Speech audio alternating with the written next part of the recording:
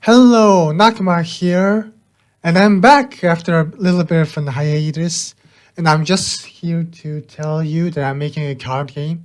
Here's how the characters look. Yeah, it's not an original card game. I mean, I definitely could have made an original card game, but nah, screw that. I really enjoy a lot of fictional stories, so I decided, hey, I'm just going to pay tribute to my favorite fictional stories, while also having some art in there somewhere in case I ran out of ideas or there isn't any card that there isn't any fictional story that I know that has the mechanic that I wanted. So yeah, the cards look like something like this, but let's check out the rules. So Starlight Strategy, that's the name, is a two-player card game where players. I mean, it could be a tag team game, so not necessarily a two-player game. It could be a four-player game, but generally it's a two-player card game where players deploy units and battle on a 8x8 grid board. So it's very similar to a chessboard. I'll show you guys later how my Unity program is going. Yes, the reason I was this late wasn't just to create a card game. It's also so that I'm currently learning Unity. I'm trying to create this card game on Unity, and I will show you guys my progress. In order to win, a player needs to gather 8 battle rewards before their opponent. If you destroy an opponent's unit in battle, you gain 1 battle reward. If you directly attack the opponent, you win 2 battle rewards. Battle rewards are counted by putting the units that were destroyed in battle in the reward yard. RY. For direct attacks, you look at your opponent's deck and put any card in your reward yard. Yeah, that's how it works. Each player must have a selection deck that contains 10 cards. Main that deck contains 40 to 60 cards to play the game. Players can have a transform deck and side deck, which can contain 20 cards each max, but that's optional. Players cannot have cards with the same name in their deck. So yeah, that rule signifies that it's very similar to a Highlander format. Yeah, that will probably make a deck building a lot more challenging. I expect it to be like that, but I also think that will create a lot more variety in cards. Before the start of the game, players roll a die, and the player with the highest dice roll decides where to go first or second. The going first player's rank counter will be 0. The going second player's rank counter will be 1. That's how it's balanced. So the rank counter, the higher the counter, the better. Both players will start with 2000 MP each. The going first player cannot declare a direct attack. Each player starts the game by drawing 8 cards from their main deck. Will be referred to as just deck from now.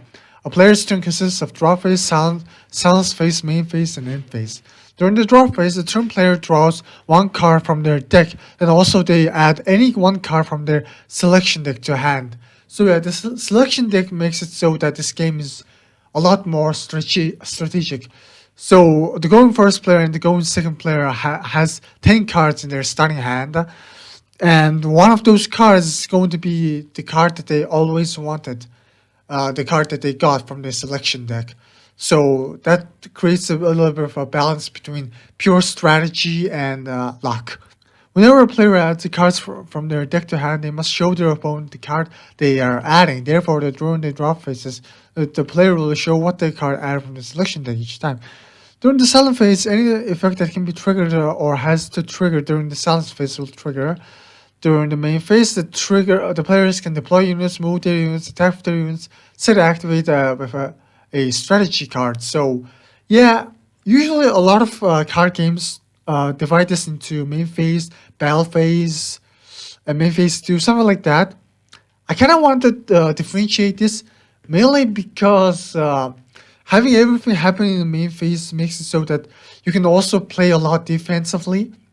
For example, if you have a unit that hasn't moved, but your opponents just put their card in front of your own unit on their turn, then you can just attack that unit and then make it so that your unit goes back one space, so you can like evade it, or you can attack, destroy the unit, and advance. So there's a little freedom going on that. and I didn't necessarily want to restrict that freedom at all. But we'll see. I haven't really play tested yet much yet. I wanted to program it all in and then play test it. That might have been a bit of might bite me in the ass. But you know, it's kind of fun to learn how to program on Unity. So I'm not really afraid of losing a little bit of effort in that. Strategy cards can also be activated in draw phase or silence phase if the card says it can be activated during the opponent's turn. A player can normally deploy once per turn. A player can extra deploy any number of times if the card effect allows it. A player can set any number of strategy cards. Oh wait, that's actually not true. A player can set 8 strategy cards max on the field, or they can activate any number of strategy cards if those cards were set the previous turn. So it's very similar to Yu-Gi-Oh's trap cards. So in this game, you don't have a spell card. You just set everything.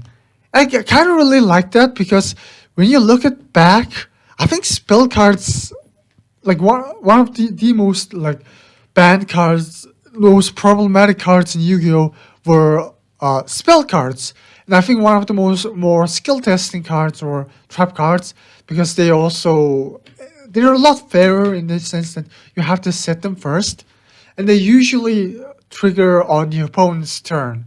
So yeah, I really like that aspect of trap cards. So I said, you know what, I'll just make everything a strategy card for now. Strategy cards act like a trap card for now, but I could make a certain keyword and put that keyword inside a strategy card if I wanted that card to be activated immediately. But generally, I think it's better to lower the power level a bit. During the end phase, the player's rank counter will increase by 1. So unit cards. Unit cards are cards signifying a fighter on the field. After being deployed on the field, a unit can attack once per turn, change stance once per turn, move once per turn, and activate the skill once per turn. Yeah, a lot of once per turns going on here. I learned from Yu-Gi-Oh that not having any once per turns generally is a bad idea. Like of course, I really enjoy variety. So if I wanted a card to be non-once per turn, I could add a keyword to it. But I have to consciously add. I don't have to like make an effect and then go in the hindsight think, oh shit, I might have made a mistake in that I didn't make this card once per turn. No, everything is normally once per turn, but you can also disregard this rule by using certain keywords. When a unit is chosen to be deployed from hand, unless the effect specifies the position the unit should be deployed, the player will be prompted to deploy the unit in one of their spawn tiles. I see. Yeah, the spawn tiles I didn't mention here. I thought I would show a picture, but I didn't. Spawn tiles are basically cards that are in your first row. So if you think about a chessboard, then the first row is your spawn tile and the last row is your opponent's spawn tile. So most unit and strategy cards have numbers on their effects. This is saying the positions and referring to the tiles from the perspective of the unit card. A tile that is in the front of the unit will be labeled 8. Behind tile will be labeled 2. Left is 4, right is 6, and so on. And yeah, this is the convention. So this is the unit that you're standing on. So if a card says damage opponent's unit at 8, it means it can damage the unit at 8. There are a lot of position. This is very important knowledge, and I think this is what's going to differentiate my card game from other card games, because the idea is so it's not very original. Okay, I'm very upfront about my inspirations, and I think that's more fair to you guys and fair to everyone, in the sense that I think copyright laws have been had a very negative impact on society in general, and people just really like to pretend that they're making original stuff. I'm not making original stuff, but I am kind of surprised that people haven't tried this idea yet. Basically, what I'm trying to do is very simple: combine chess with regular TCGs, and by regular TCGs, I mean mostly Yu-Gi-Oh and Naruto, the trading card game. I know a little bit of Magic, a little bit of Hearthstone, very little bit about other card games. I watch a lot of Kodak videos, and I also did watch some other card game gameplay videos. So yeah, stuff like that. But mostly, a lot of it has to come from Naruto TCG and Yu-Gi-Oh TCG, but also other TCGs. So yeah, it's a plagiarism when you steal from one source, but creation if you steal from multiple sources. A unit can direct attack if they are positioned on the opponent's spawn tile or has an effect that allows them to attack from a range, and that range reaches the space further than the spawn tiles. Example of a unit card. Here's Ruby. Here's Ruby. Ruby Rose Silver Red, rank 1, Human Huntress Female, T Ruby, stands for Team Ruby, and Beacon Academy Silver Eyes win. Stands 2, Pale Burst White Rose. Ruby Rose, the character's name, Little Red, this is the character's nickname.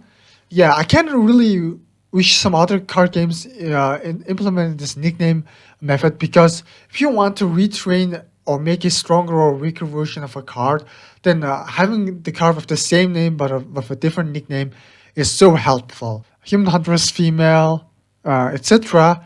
This unit's type, this will be used when creating an archetype, and also certain card effects refer to certain types. For example, if there's a card called Pandemic that destroys every human, then you can activate it and it will affect Ruby because she's a human. Stance 1, 3, 0. The first digit represents the power of the unit. Yeah, the first digit represents the power. This is the support. This is the smarts. Power is generally what's used for battle. If an opponent unit attacks Ruby, then that's power. The card with the higher power wins the battle, and the other card with the lower power that battled will be destroyed. However, supports are, stance 1 means these stats are only true if the unit is in stance 1, the top side facing the opponent, but stance 2 side of the card facing the opponent has the stats up 0 to Pale Burst, Beater, Warp Boost. Yeah, this is skill. Skills have a name and they can indicate themselves with this symbol. 100 MP is the cost you have to pay to activate it. Both players start with 2000 MP. That's a lot of MP, but you really have to be careful with how you spend your MP. But 100 is really not that much at all. Cost is indicated by this symbol. Beater means the skill can be activated on both players' turn. The skill is also under stance 2, meaning that it can only be activated if the unit is in stance 2. And talking about stance 2, let's just talk about Ruby's skill, Pale Burst. You can activate this in your opponent's turn and your own turn. So this is really good. It's a good skill, but unfortunately, stance 2 itself is a really bad stance stat-wise. It's 0. I think I made Ruby a little too weak. But I don't know. She deploys White Sneak from your deck or hand. So it could be very strong, just not for the reasons that she's a good fighter. She's not a good fighter, but she gives you a lot of huge card advantage by extra deploying White Sneak. And a lot of cards don't have skills that extra deploy like that. This is a very rare trait and it's very strong. Extra deploying, very important. Extra deploying with 100 MP is also insane. So, but of course, you can probably only do it once a game, unless your opponent puts a White Sneak back into your hand. Then you can use this again to deploy White Sneak. If your opponent has certain skills and effects that put your cards back into your hand or deck, then this skill is a really good counter to that. Okay, so let's go to Yang. Yang Xiaolong, Burning Gold, rank 1, Yeah, this is an effect. Notice that it doesn't have that symbol of a skill. And it's also about both the stance. It means if this effect, this is a quirk text. So skills and quirks are both considered card effects, unit effects. But quirk doesn't have to be once per turn, but it says once per life. And once per life generally means that this effect can only be activated once when this unit is on the field. And this trigger in this condition will only stop applying if Yang goes away from the field and comes back onto the field. So if you use this effect while once on the field, then your opponent or you yourself bounces this card back to your hand and you deploy this again, then you can use this effect again. But unfortunately, at that point, the stances would also your stats will also be back to normal, so you wouldn't have that double power. Paying 200 MP, if this unit will be destroyed by a battle, you can negate the destruction and double this unit's power. I mean, it's kind of a contradictory term now I realized, because when I was writing this card, I wasn't really sure about how to do certain rulings. And if I will do it now, I think it will say if this unit will be damaged by battle, because battles don't destroy, they damage. Destroying means it automatically makes your units health point into zero. I mean, health points don't exactly exist. It's just a programming term I'm using. It's probably going to how I program it. Like every unit, when they're deployed onto the field, they're going to have a health point of 1. So damage is going to be -1 health point, and destruction will be like make the health point 0 automatically. Then gets the quirk that tracks when she's attacked. If suspicious. That's true, yeah. I think I talked about it. If A is supported by C, then the overall power is calculated by adding C's support value to A's power value. The overall power of A is calculated by adding C's support value to A's power value. So you can, if you can't beat A, then the best way to defeat A will be to destroy C. So that's one of the weak point. So if there's a unit that can like jump around, then that unit skill is very useful, because you can just jump into the opponent's back row and destroy their support units so that their front row units will lose power. Yeah, C supports A if C is in A's front, back, or left or right. There are certain effects that turn normal battles into mind battles. Yeah, during a mind battle, player's smarts is used to calculate the winner of the battle. So yeah, Yang's mind battle is of course 0. So, and if there is a certain skill or an effect that turn their battles into mind battles, then yeah. Chain links. During a turn, when a card effect activates, the other player can respond to that with their own card effect. This creates a chain link, and the player takes a turn in activating cards until both players decide to not activate the effects. Then the chain link will resolve. During the resolution of a chain link, no other effects can be activated. However, after the chain's resolved, effects that met their trigger during resolution will start a new chain link. So if a card said, if this unit will be damaged by a card effect, then this will happen. So if during a chain resolution, then if that card that said that was destroyed, or then the trigger will happen. And of course, quirks don't have. Skills versus quirks. Quirks are just better. Think of it that way. Both skills and quirks are considered unit effects. Skills are once per turn unless it's said while quirks are not once per turn unless it's said once per turn. Skill user unit needs to be on the field during the resolution of the skill unless the skill fizzles, whereas quirks don't need that. Quirks can be activated from the graveyard in hand if they have that effect attached to them. Tokens. Tokens are indicators put on a unit card to signify status effects that can have various effects. Power 2 unit of token. This token gains 2 power. Yeah, this just think about this like the paralysis and the sleeping and the poison of Pokemon, basically. Power 2 unit with this token gains 2 power. Pacifist token. Unit with this token cannot attack. Ice token unit with this token cannot move. Fatigue token unit with this token cannot use skills. Vanilla token unit with this token has its quirk negated. Dogma token unit with this token cannot change stances. Armor token, remove this token when the unit takes damage to negate that damage. It doesn't actually work like that. Armor token actually works so that it increases in programming. It increases the health of the unit by 1.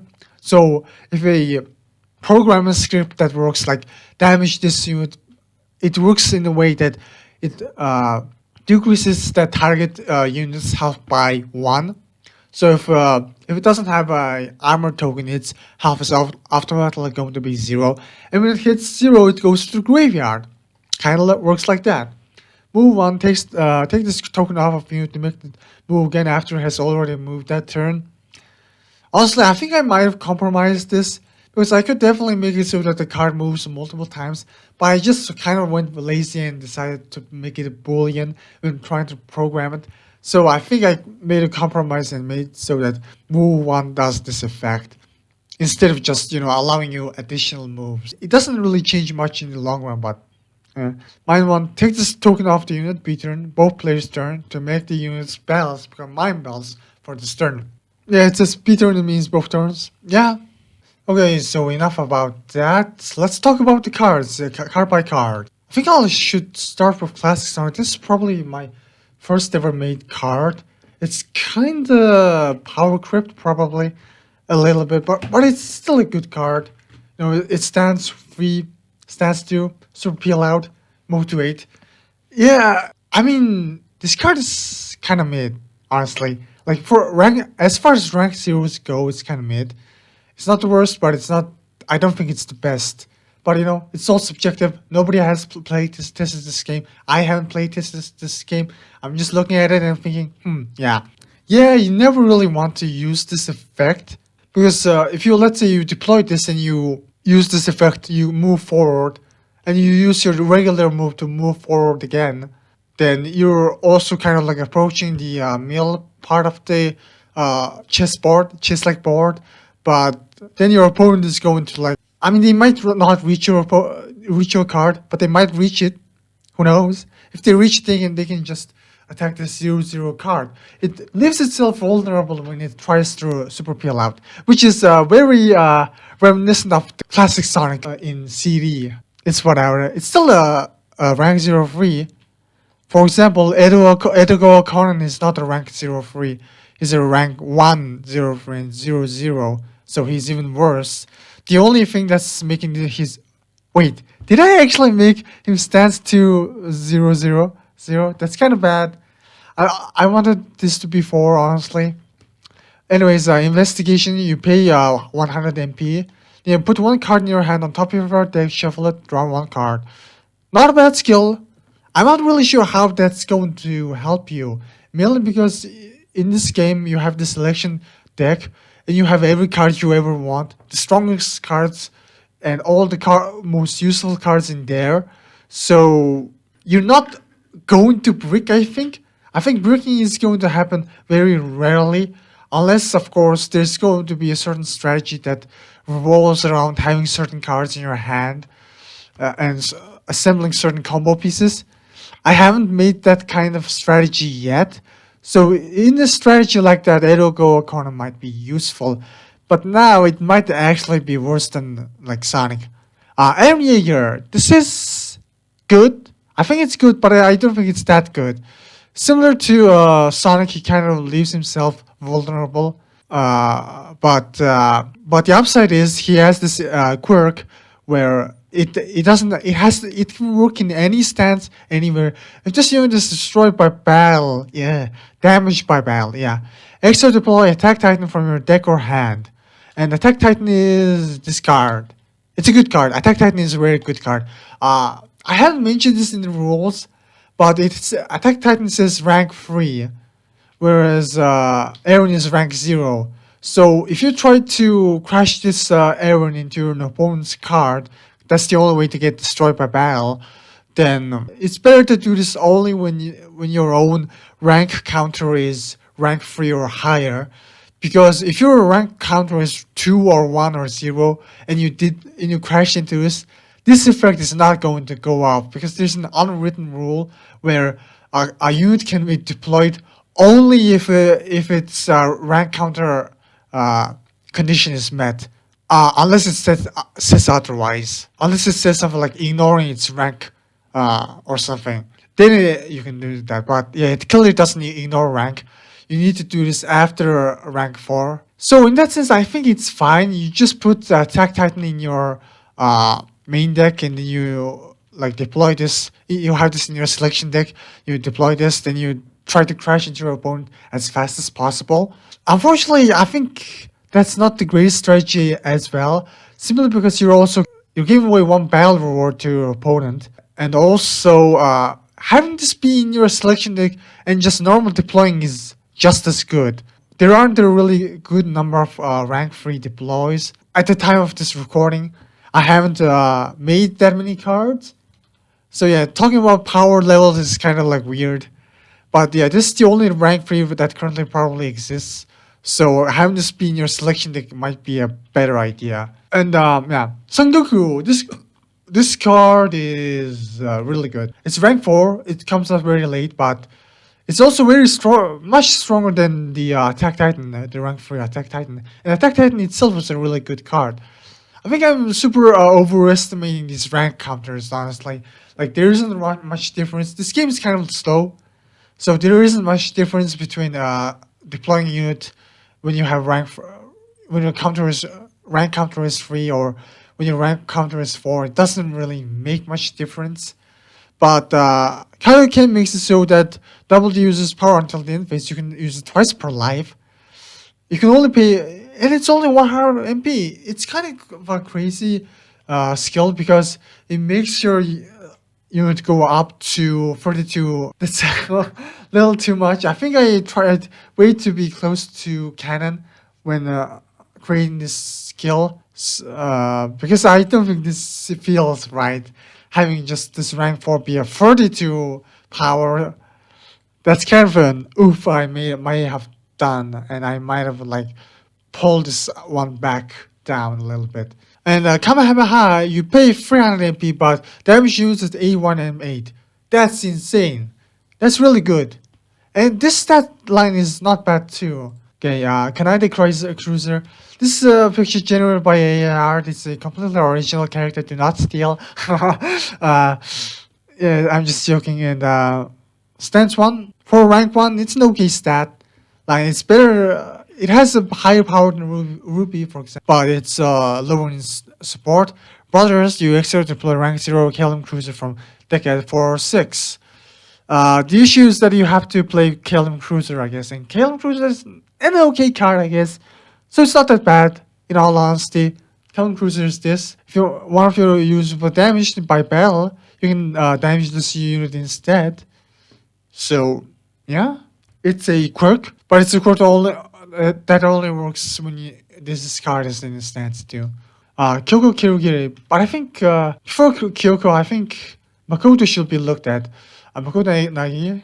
If this unit will be damaged or destroyed, you pay 300 MP. You can negate damage destruction. You can activate this quirk in any stance.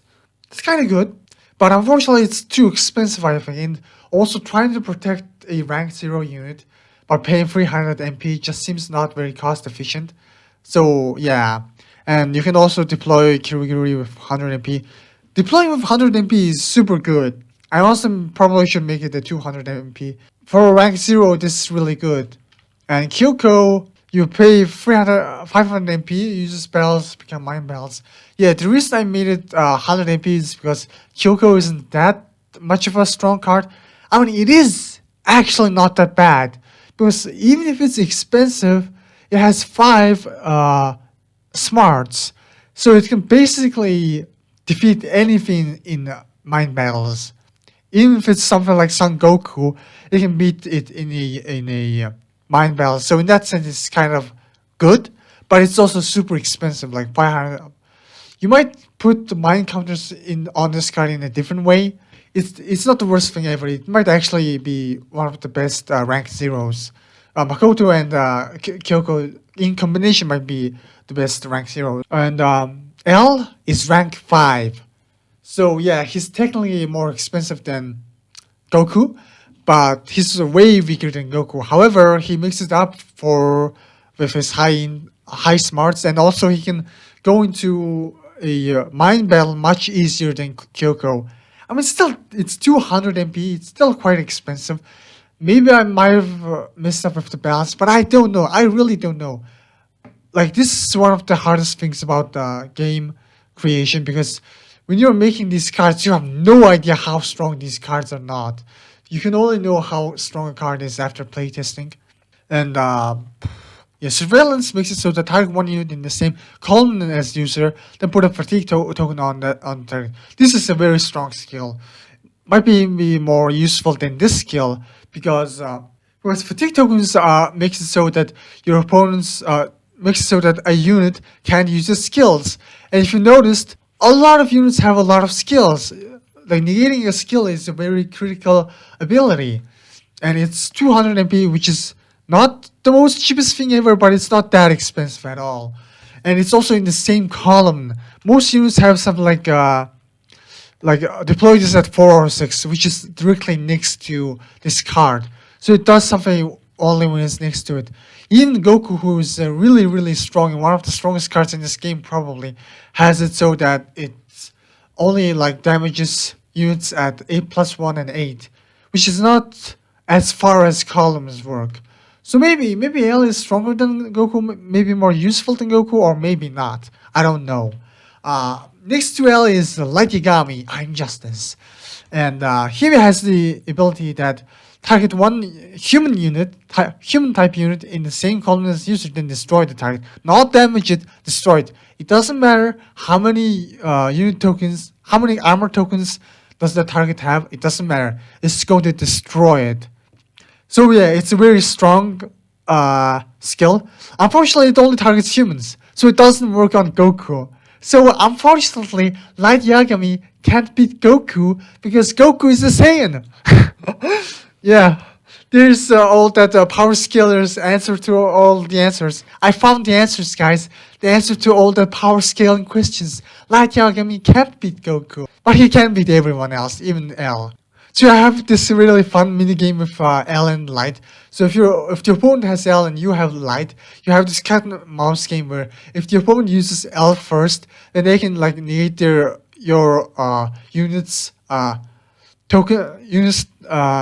unit skills by giving them fatigue tokens. Then you can put Light Yagami in the same column as L and then just write their name in the death note and kill L. But if things can happen in reverse, maybe the opponent has a really strong human card, and you deploy Light Yagami and you just destroy the unit.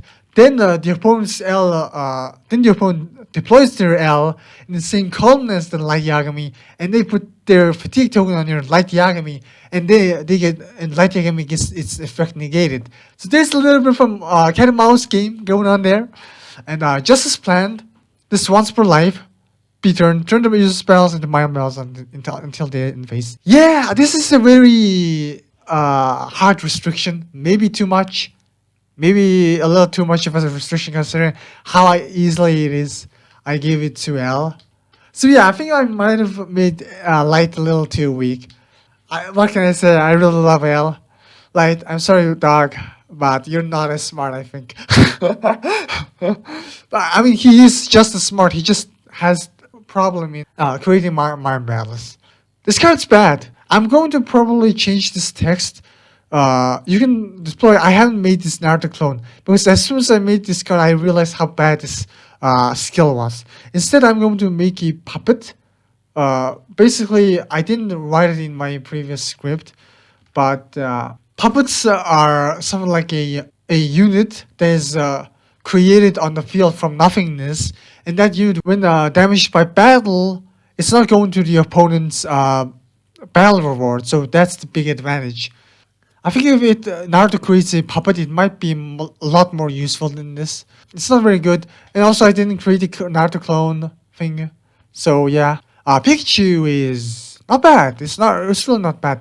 Thundershock makes it so that put a fatigue token on a unit at 8+1. I did kind of play this game. Is that I created a beta version of this game and played it with my friends on Discord. And basically what I realized from that experience is that if a unit has a skill that says 8 or 6, it's a good skill, it's a fine skill. But if it says 8+1, the further the range, the better. Because you can always just move your own unit back and forth and just make the range fit perfectly and then use the skill.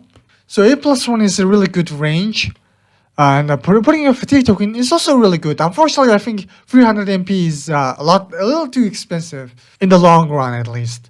Like you might think that at the start of the game you put Pikachu and you just start spamming the skill, then sooner or later you realize, holy shit, I shouldn't have done that.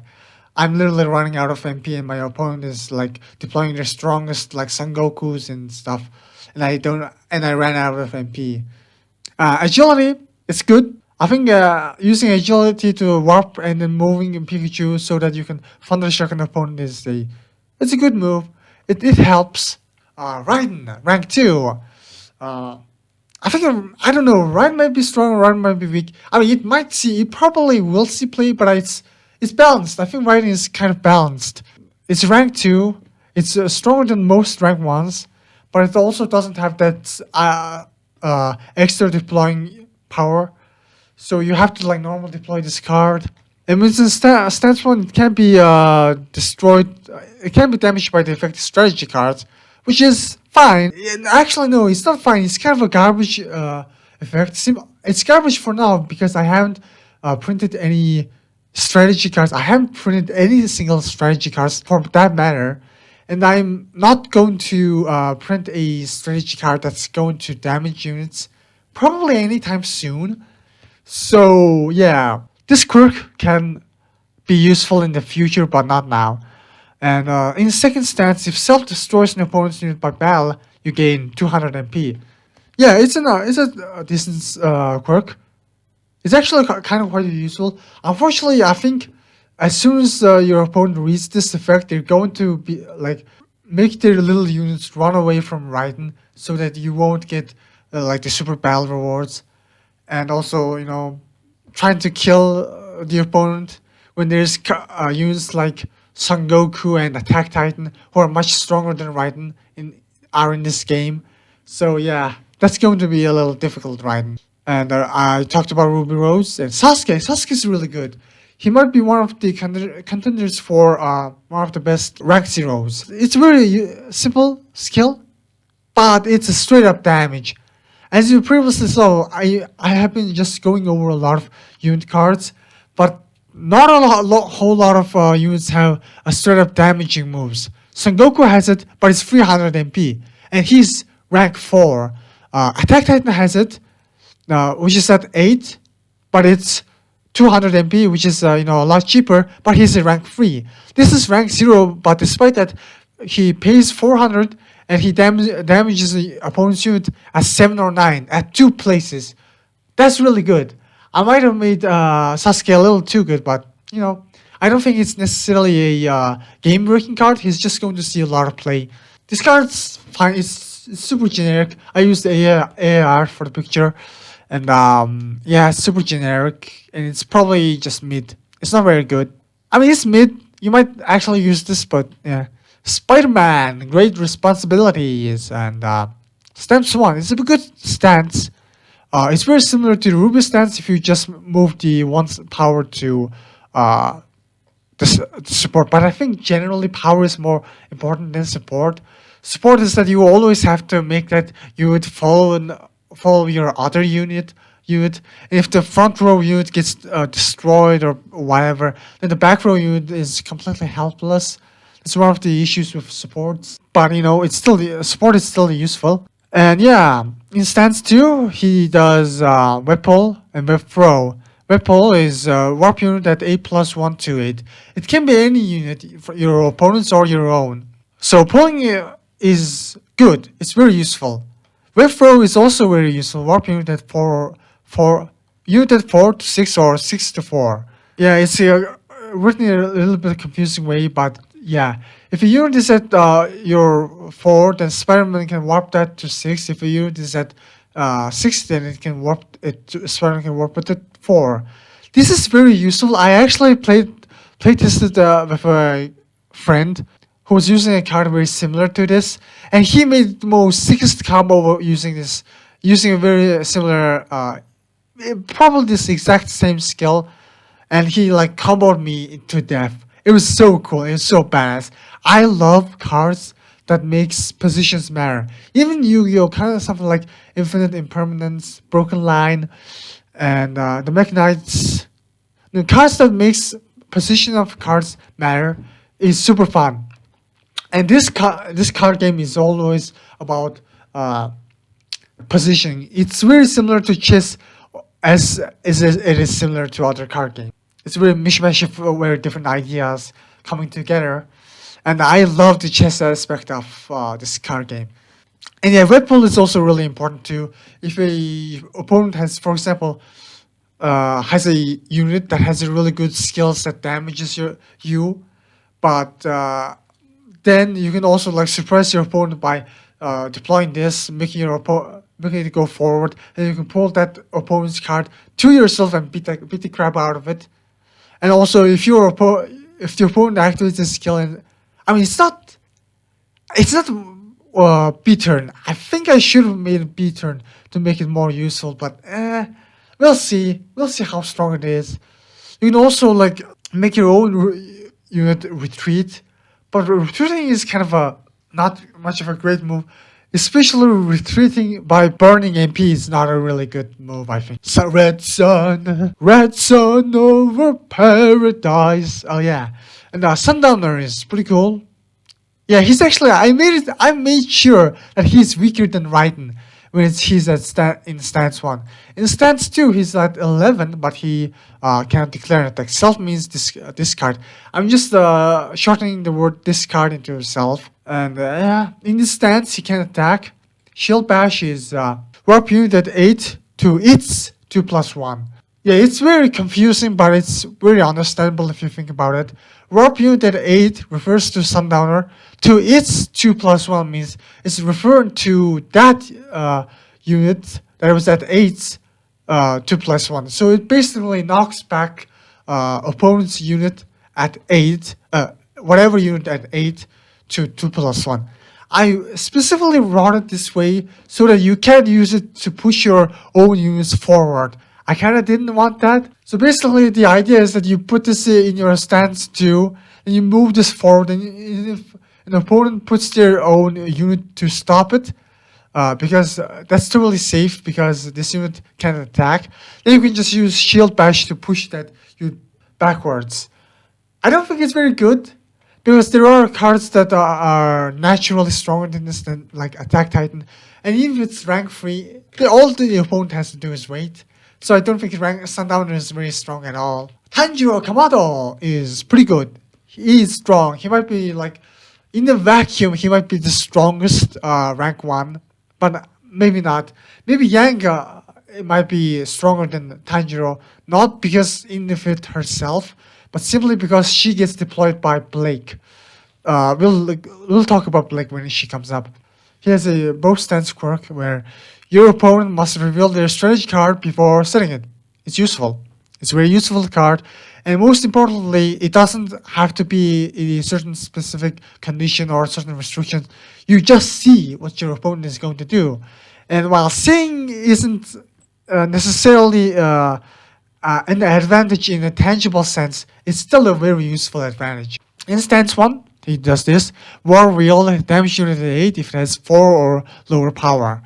It's also a very useful unit because it means Tanjiro can beat Yang. Yang has power 4, and if Yang gets damaged by battle, then she becomes an 8, which is very dangerous, and Tanjiro can avoid that by destroying Yang with a skill. And when in stance 2, he gives 2 support, but more importantly than that, Hinokami Kagura means that once per life, it's still a hell of an expensive move. Warp user to 7 then damage at 7-1-1, 7+1, or warp user to 9 then damage at 9+1. This 7+1 means that it's counting from the current position. It's counting from the position when this skill is triggered. So no. When you warp to 7 and you think it's counting from my 7 position, so I'm going to go even further beyond. No, that's not the case. It's going to hit 7+1, and the 7+1 is counting from the position when this skill was first triggered. So yeah, it's a good skill. Unfortunately, it's once per life, but one is only all you need to destroy an opponent's problematic card. Like if your opponent has a Goku, if your opponent has L, you only need to use this once to get rid of it. It's still very useful.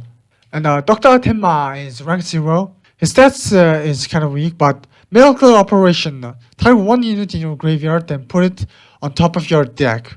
It's good. It's a useful skill. If you have like one of the strongest cards is probably something like Son Goku and stuff. At the current time of recording, and I don't know like how many strong cards I will print out. I'm not really sure. I kind of really hate this mentality of, oh, I made a broken card, so in order to make other cards that I'm going to create now be playable, I'm going to power creep even further. I think that's for the first game, for us first set. I think that's a very dangerous mentality. So I kind of don't want to do that. But yeah, I think Tema is perfectly balanced. Putting this is a very useful unit skill.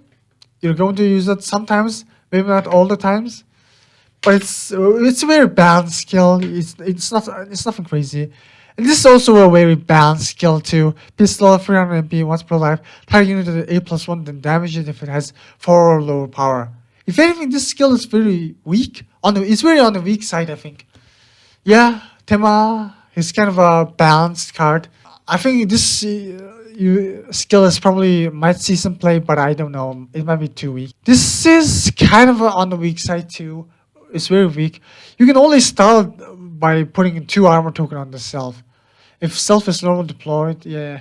If it's only normal deployed in stance too, yeah. So it might not be the greatest. I mean, you could hypothetically like put a bunch of your supporting cards in behind this and make it go forward, but like that's so weak.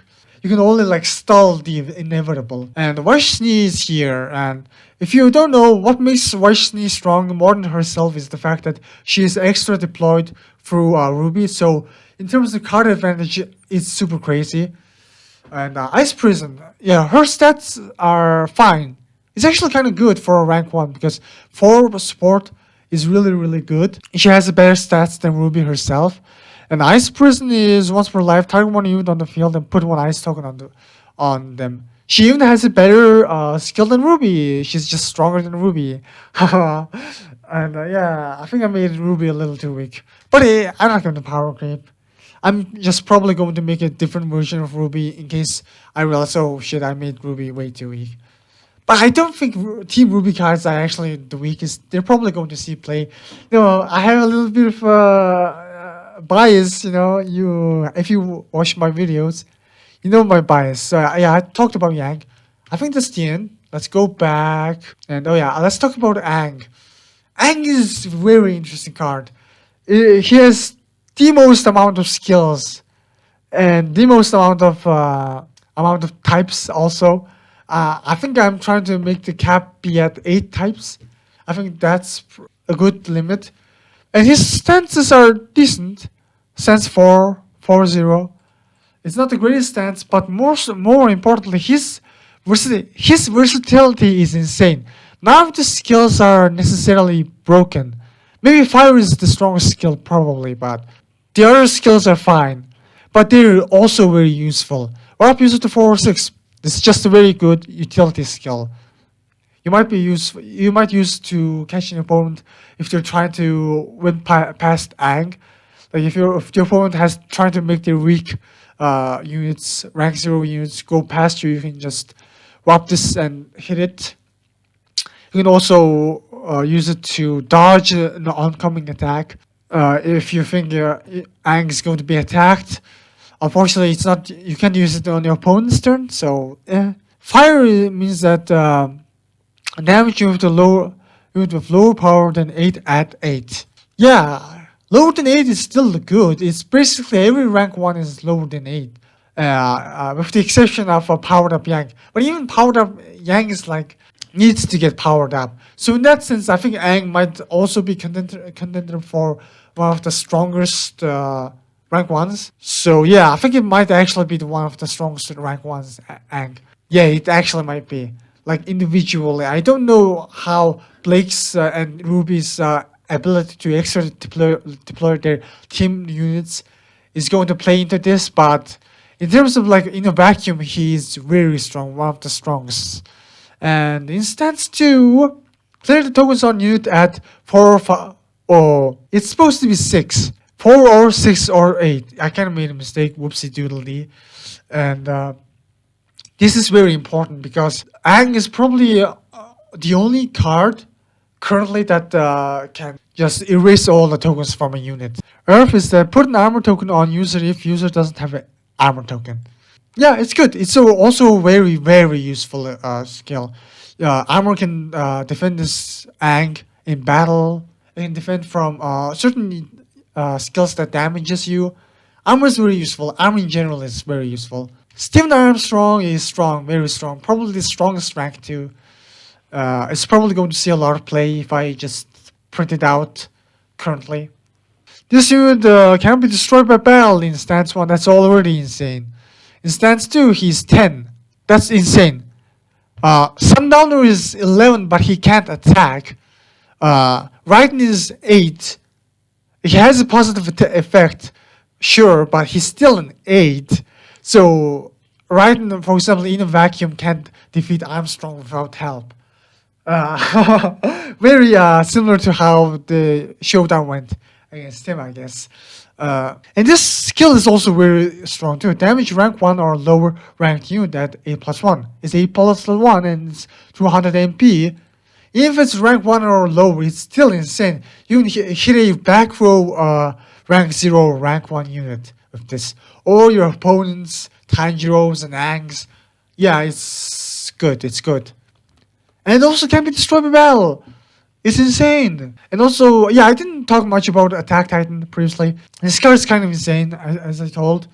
And also, his skills are also insane too. Like, keep moving forward, warp user to 8. He kind of leaves himself vulnerable. Like, if you have a rank counter 3, then your opponent has a rank counter 2 or something. Or rank counter 3, meaning that they're going to have their Raidens and their Steven Armstrongs already deployed. So making your Attack Titan move forward while it has a 7 attack might be risky and you might get blown out.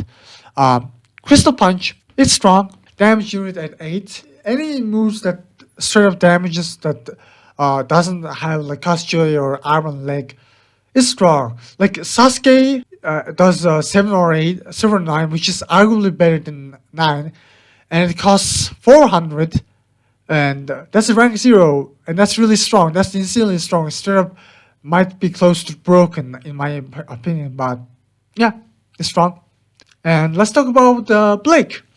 Blake is a 3-2-1. Her stats are a little worse than Ruby's, but she has 1 smarts over Ruby, so I mean, it's not going to matter much at all unless Mind Battle happens, but most of the units that create the Mind Battle for themselves have a really high Mind Battle, so I think this one Mind Battle is really not going to matter. And Shadow, put 1 armor token on user if user doesn't have an armor token. That's really good. Bumblebee, extra deploy Yang. That's also very good. So yeah, not bad, Blake. And also in stance 2, she's actually protects herself very well. So yeah, not bad at all.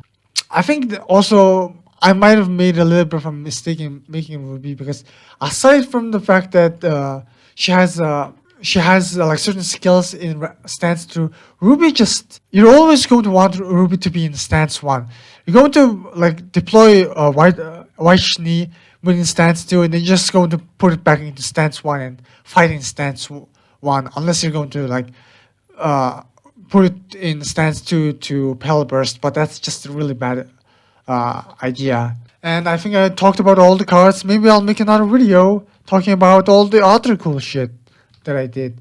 Well, mostly about my programming. So see you guys later.